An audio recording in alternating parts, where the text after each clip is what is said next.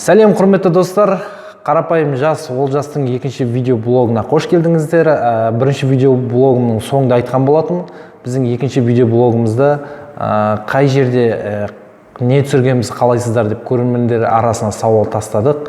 Осы көрермендердің арасынан Жалғас Исаев есімді досымыз универсамның гамбургеріне обзор жасаңызшы деген болатын. Олай болса, құрметті достар, менің арнама қош келдіңіздер. Біз Қызылорданың брендіне айналған универсамның гамбургеріне обзор жасайтын боламыз. Олай болса, кеттік. Будильник болмаса ол тіпті оянбайды. Қыздар құсап айнаға қарап боянбайды. Эфирде сөз айтатын болса мүлдем ойланбайды. Достар, менің көрермендердің арасында басқа қалалардан көрермендер болса, бірден келісіп алайық. Мына гамбургердің түрін көрген кезде басқаша ойлап қалуларыңыз мүмкін. Өйткені басқа қалаларда бұндай гамбургер жоқ. Өйткені қызылордалық таза өзіміздің брендіміз десе де болады. Ел арасында, жастардың арасында студенттік тағам аталып кеткен универсамның гамбургері. Бізде жаңа ғана алынған универсамның гамбургерінің екі түрі бар. Бірі қарапайым ғана гамбургер. Бұның бағасы 100 теңге. Екінші біздің гамбургер хрустящий гамбургер деп аталады. Қытырлақ, бұның бағасы 120 теңге. Қорқып кеттің ба? Шошма. Достар, енді ішін ашып көрсетейік сізге. Бұл гамбургердің ішінде рецепттер қарапайым, үйде жасаса да болады. Кәдімгі керемет сәбіз салат, сосиска және қалауларыңызға байланысты кетчуп пен майонез барлығы араласады. Сөйтті бір-бірімен қосылып керемет дәм пайда болады. Негізі үйде жеген гамбургерге қарағанда осы универсамда білмеймін енді тонып тұрып па, сыртта бутиктің қасында тұрып жегенсің ба, дәмді болады. Өтірік емес те, сенбесең кетші. Олай болса, универсамның гамбургері деген атпен талай жастардың осы Қызылорда тұрғындарының сүйікті асына айналған. Тамақтың дәмін көретін боламыз. Қазір біз хрустящий гамбургердің дәмін және кәдімгі қарапайым өзіміздің сүйікті гамбургеріміздің дәмін көреміз, достар. Олай болса, бісміллә, бастайық біздің қарапайым гамбургер.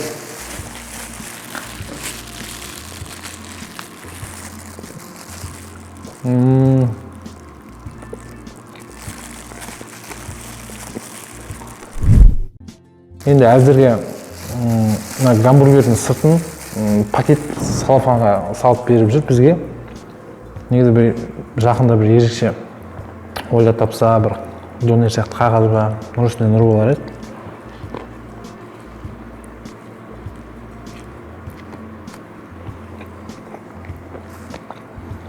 Дәм керемет.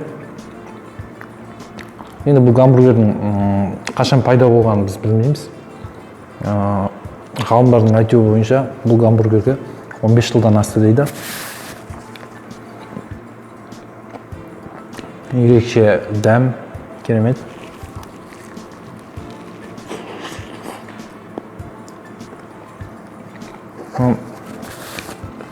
Ысықтай болғаннан кейін ба жақсы кетеді.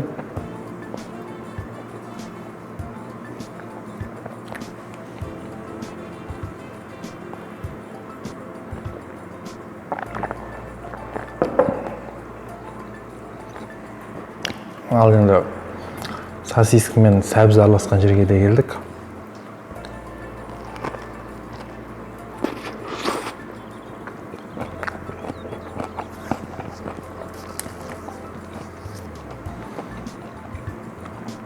Дәм өте керемет. Осы жастардың арасында көп жастар бір-біріне спорласып жатады. Осы 5 минутта 5 гамбургер жеймін деп, ондай 10 секундта бір гамбургер жеген жастарды да көрдік. Расып айтып отқаны?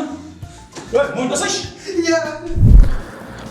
Ал енді құрметті достар, біздің бірінші гамбургеріміздің дәмі өте керемет. Енді біз жақында ғана осы қолданысқа енді десе де болады. Қытырлақ, яғни хрустящий гамбургердің дәмін көреміз. Алып бісміллә, су ішіп алайық.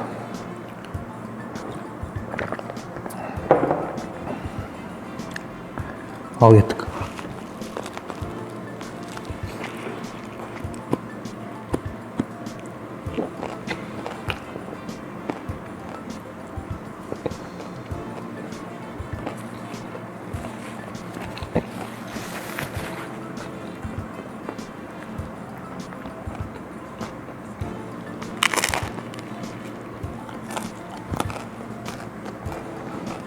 Там керемет қытырлар аппетитті ашады.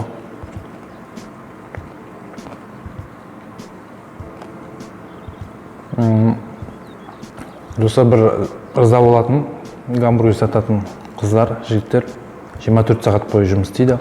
Таңнан кешке дейін, кештен түнге дейін, түннен таңертеңге дейін тағы жұмыс істейді. Үйге көрмейді. Бағалар да өте керемет, 100-120 теңге ғана.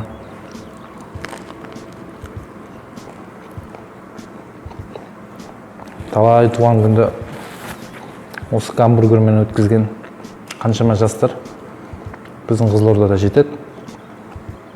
Сондықтан 24 сағат жұмыс істейтін қыздар, жігіттерге бір жақсылап төменге респект, бір шапалақ ұрып қояйықшы.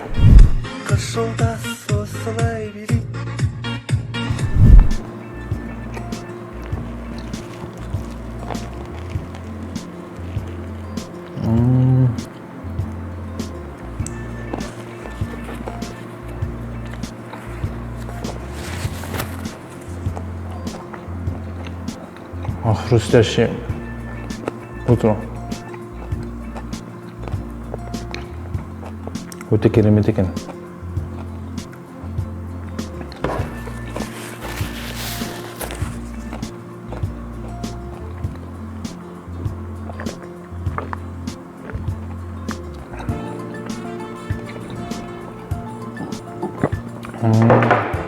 Достар, дәм деген.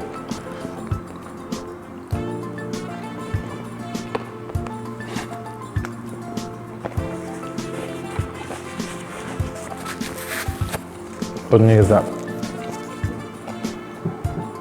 пакеттен шығармай жеу керек, достар. Сол кезде шашылмайды. Біз енді сіздерге көрініп тұрсын деп әдейі пакетін алып жеп жатырмық. Сондықтан шашылып жатқан көрсеңіздер, ренжімеңіздер.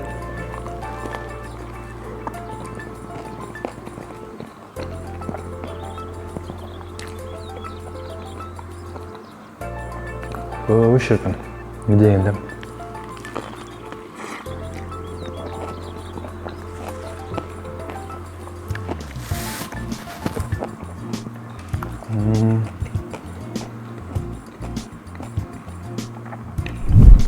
Мына қытырлақ гамбургердің дәмі өте ерекше. Денесі де қытырлап, іші де жүмсақ.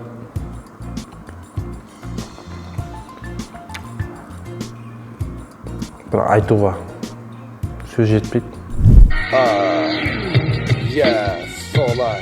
Достар, мінекей біз екі гамбургердің де дәмін таттық. Егер де сол жерде жейтін болсаңыздар, сіздерге жұмсақ гамбургердің дәмін татуға кеңес беремін. Егер де үйлеріңізге немесе достарыңызға апарып беретін болсаңыздар, қытырлақ гамбургердің дәмін тартуға кеңес беремін. Өйткені қытырлақ гамбургер үйіңізге барам дегенше наны өз сапасын жоғалтпайды. Ал достар, біздің жұмсақ гамбургеріміз ол уақытқа дейін жібіп қамыр болып кетуі мүмкін.